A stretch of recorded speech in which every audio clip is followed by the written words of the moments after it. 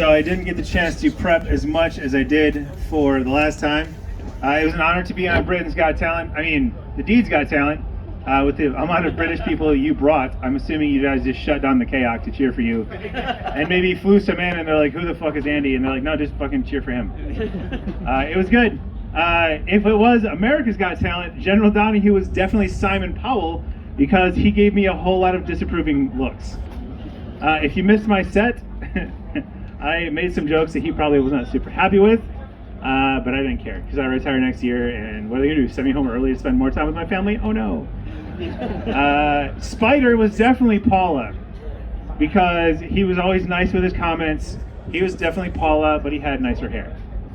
So it was really fun to be up there. Amazing talent with Andy up there. Such a great time. It's an honor to be here in Churchill's. My family owns a bar named Churchill's back in the States. Probably no relation. Despite my grandfather fighting in the war, he did not sound like Winnie the Pooh, so I don't think there's any ties there to the actual Winston Churchill. If you don't know what I'm talking about, Google it. Pretty sure the same voice actor did a thing for Winston Churchill when he was sick. They told me when I came up here I didn't really have to edit myself, so which is awesome because there's a lot of things I wanted to say on stage, but for the fact of I still have a military career to finish, I didn't. But I've had those restrictions removed, so let's go. I have a Scottish ancestry, a Scottish heritage in my family, which means that at some point in time, one of my relatives stopped fucking his sheep long enough to fuck a different relative, and now I'm here, so that's way cool. I grew up listening to a lot of Scottish jokes, like, why does a Scotsman fuck a sheep on the edge of a cliff? So the sheep will push back. Why do Scottish people wear kilts? Because a sheep can hear a zipper from a mile away. Yeah. That's my proud heritage that I come from. Sheep shaggers. It's good stuff. I did ask ahead of time, like, okay, what are my rules? What are my bounds? Like, what should I not make fun of? And just in general, it was like the Queen, soccer, called football for you guys. The Queen, football, and Ed Sheeran. They're equally like holy relics within the country. So that's exactly what I'm going to make fun of, because that's I'm being a comedian. I just have to worry about timing and knowing when to finish. I'm not great at finishing on time or in the right place. I named them Kira and Alicia. Yeah. So the Queen in your country, she's most likely immortal. Like, she's been around forever. I don't think you're going to have a secession. I think you have to have somebody with a wooden stake or like a prayer circle of chaplains to get rid of her. I've heard some conspiracy theorists say that she's like a lizard person, which is probably why she has a good Facebook account with our dude.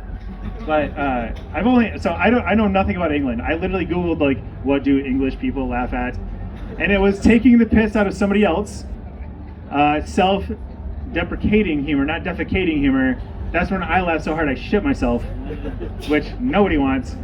Making fun of yourself, making fun of others, taking the piss out of somebody, taking them down a peg or two, or just like societal jokes type stuff. So I did my research.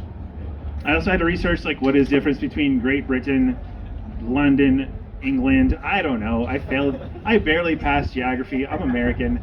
We just know like we won and then we became a country. So yeah. Like, that's where my history starts and stops. Like, yeah, we fucking won. I don't have to know anything about your country. But the more I looked into it, I was like, holy shit. It's like, okay, so Scotland is part of here, Ireland is not part of here, this is part of that, this is part of this. There's like all these moving parts. It's like, it's a very inbred system, which makes sense when you grow up on an island. So I guess it kind of works for you guys. No offense. I'm sure your family polls branched out when you started bringing other people in from other countries. It's great. And believe me, we are not free from our inbreeding. Just go to the South in America.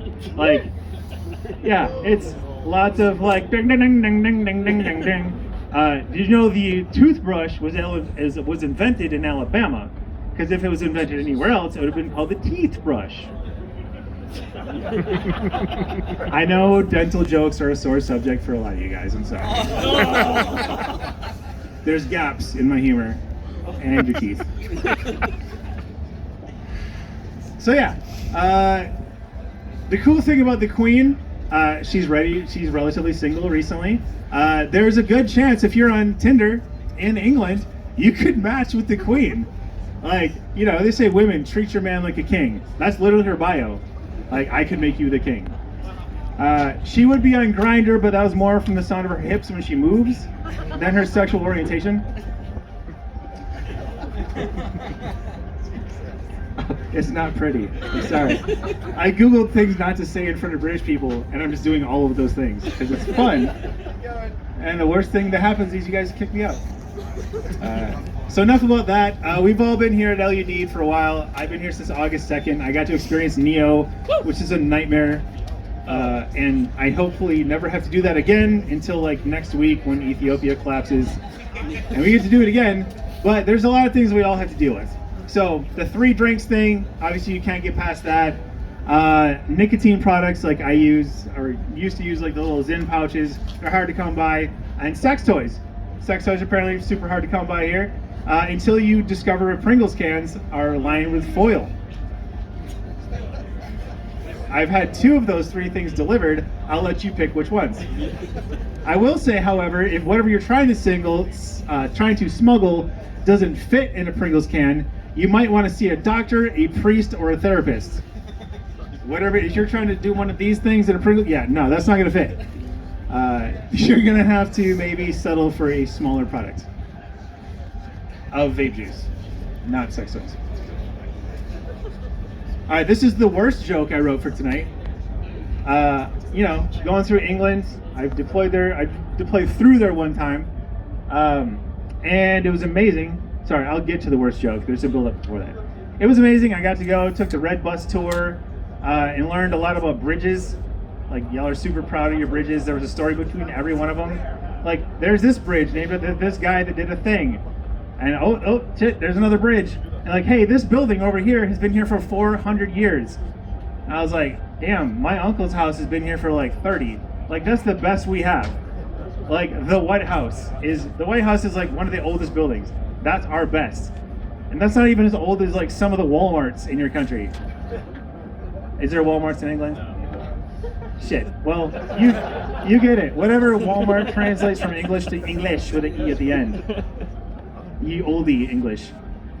But no, I got to go through there, and I was a very young airman, very young. I've been like 4 years in my Air Force career, and it was my first deployment. I went through England.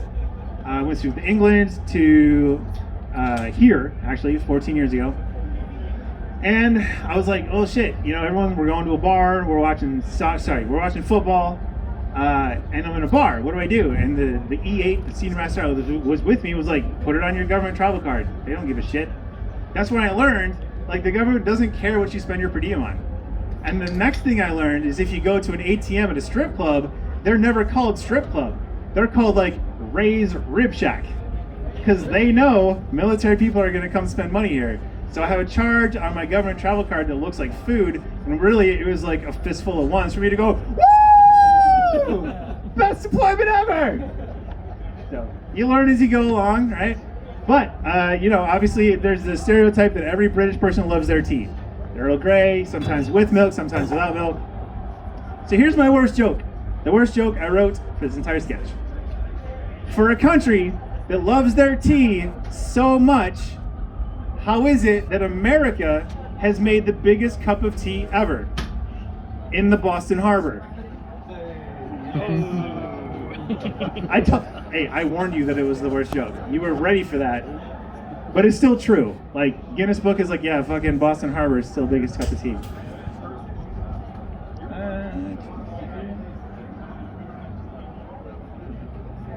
All right, so now we're on to the rest of the stuff that I couldn't say during my stand-up in front of the General Donahue, who apparently is not a big fan of me making dick jokes and making fun of the crown jewel in his OPR of the 57,000 souls that he saved. My original skit, if you didn't see it, I was complaining about how being a thick boy in the desert, there's a lot of challenges to that. Just walking sucks. I have weak ankles. Everything's uneven. There's rocks. I'm sweaty all the time. But being stationed in Vegas, there's a lot of gambling there. Anyone here go through Vegas? I know some of you are MQ-9 pilots. You may be stationed in Vegas. So gambling's a huge thing there. Well, gambling here is not a thing unless you're playing poker with your coworkers. So I had to invent my own form of gambling. I like to call it masturbation roulette. That's when your roommate leaves and you don't know where he's going. And you leave the door unlocked. And you try to wank one out. Either you win or he loses. Like he's gonna walk into something and be like, oh, fuck, I didn't need to see that. But if you win, then you clean up and then you lock the door and you go about your day. But it's fun, you know? It's like a sprint. That's not a marathon activity. You don't want to be like, let's just work. No, you don't sit there and surf Pornhub. You just click like whatever's top and fucking go for it. You unlock kinks you didn't know you had. Like, I didn't know I was into this, but I am now. Sweet. So, someone's stuck in the dryer again. Oh no. Time to take advantage of that. Yeah, that's fun. There's gambling here.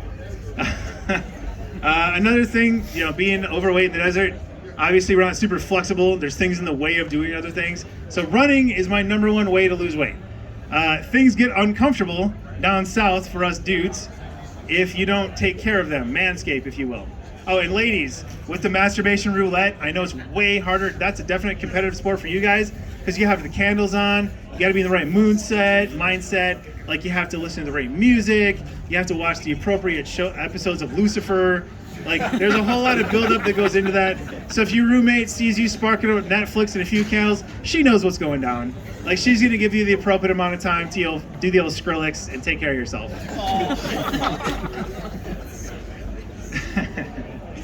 So yeah, being able to take care of oneself in a dorm room that you share with another adult, as far as manscaping goes, is awkward because there's only one sink and one mirror.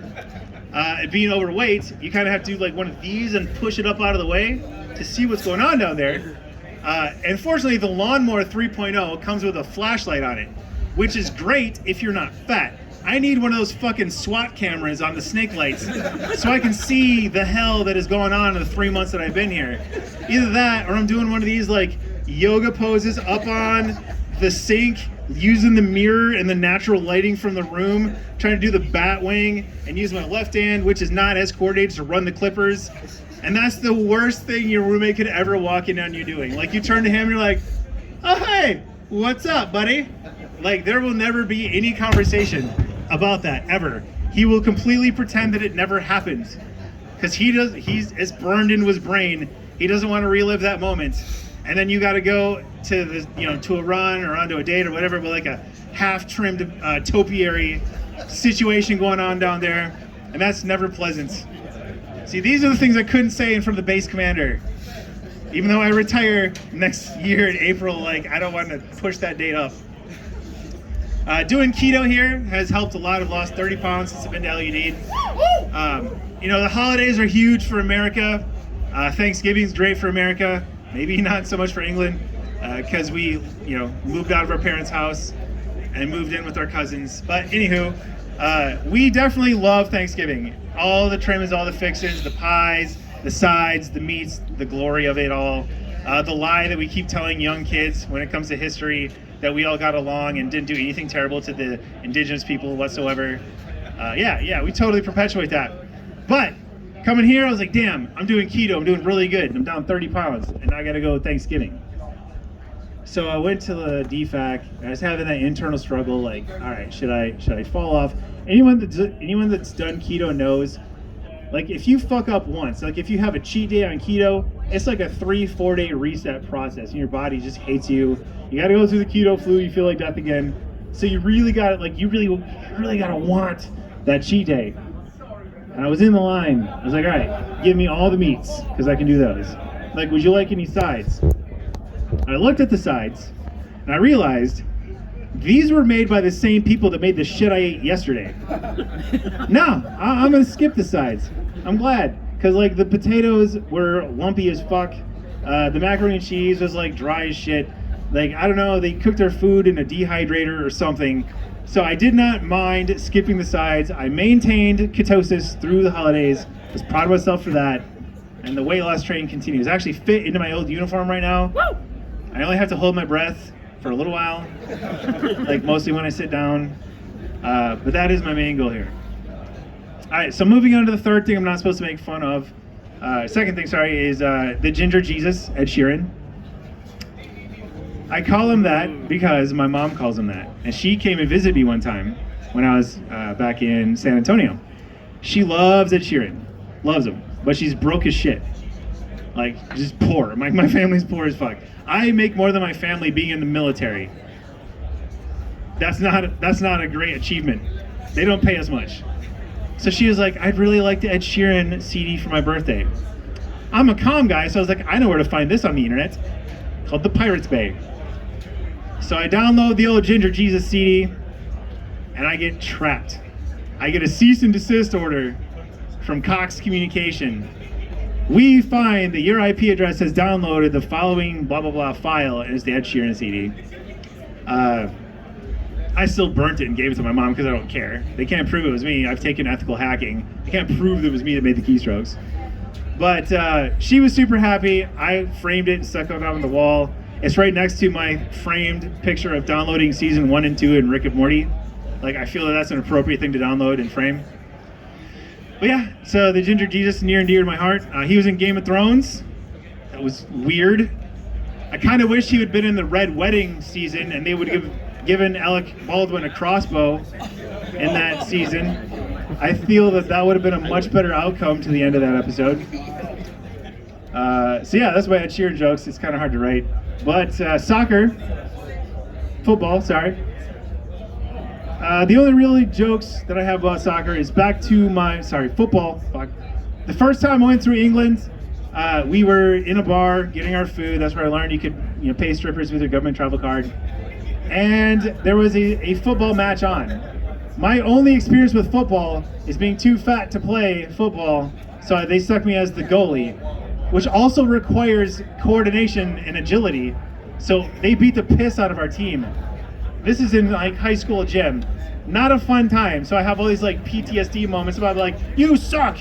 You're too bad for all of this. And I was like, yeah, I told you this, coach, before you put me out there. If you would have listened, we probably would have done better. Sorry.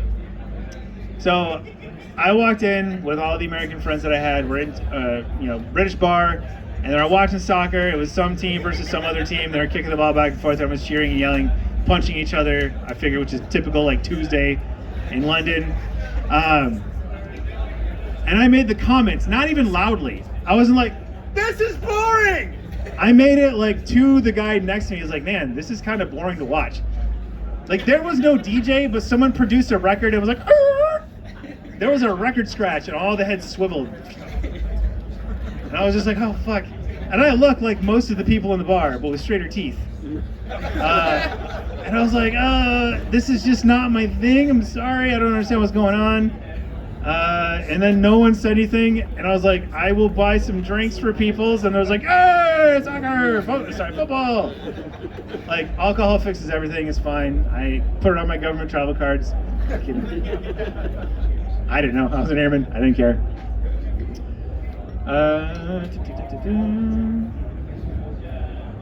One of the fun things there, they were like, hey, try to blend in. You already look like most of the people here because you came from the people here. So get some of the local currency before you go off base. I was like, sweet. And I was like, hey, give me 100 US into whatever fucking Harry Potter bullshit they use here.